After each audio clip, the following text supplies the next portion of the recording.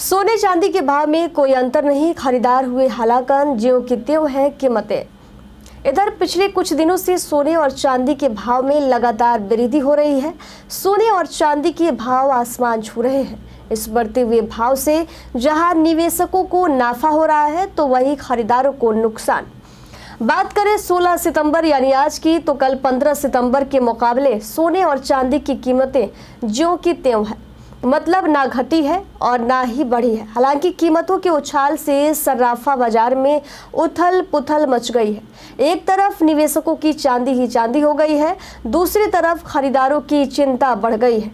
अभी सोने चांदी के भाव में कोई फर्क नहीं आने से आगामी समय में फिर से इसके भाव बढ़ सकते हैं और ये निवेशकों के लिए एक चमचमाता अवसर साबित होगा। वैसे भी सोना और चांदी में लंबे समय के लिए निवेश करना सुरक्षित विकल्प माना जाता है। राजधानी पटना में 16 सितंबर यानी आज 22 कैरेट सोने का दाम जो है 68,450 रुपए प्रति ग्राम पर टिका हुआ है।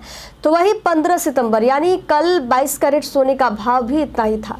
24 कैरेट शुद्ध सोने का भाव 73,500 रुपए प्रति ग्राम है। 18 कैरेट सोने का भाव 58,200 रुपए प्रति ग्राम पर अटका हुआ है।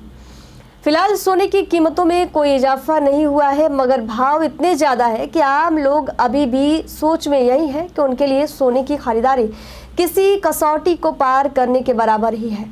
अब बात करते हैं चांदी के भाव की, तो बता दें कि चांदी की कीमतें भी तत्काल स्थिर है। आज चांदी का भाव 87,500 रुपये प्रति किलोग्राम पर टिका है, जो कि कल 15 सितंबर को भी इतना ही था। बीते कुछ दिनों में चांदी की कीमतें भी आसमान छू रही थी, जिससे कि निवेशकों को बहुत ज़्यादा फायदा हुआ है। साथ में चांदी की मांग भी बढ़ गई है।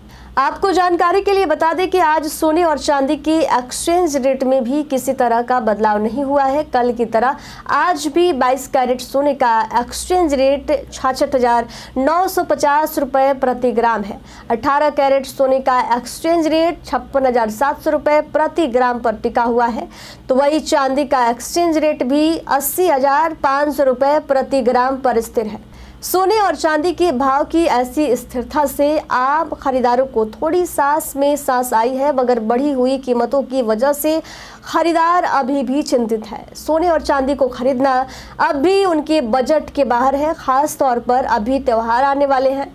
उम्मीद तो यही किया जा रहा है कि शायद कीमतों में कुछ कमी आएगी, लेकिन ऐसा होता दिख नहीं रहा है।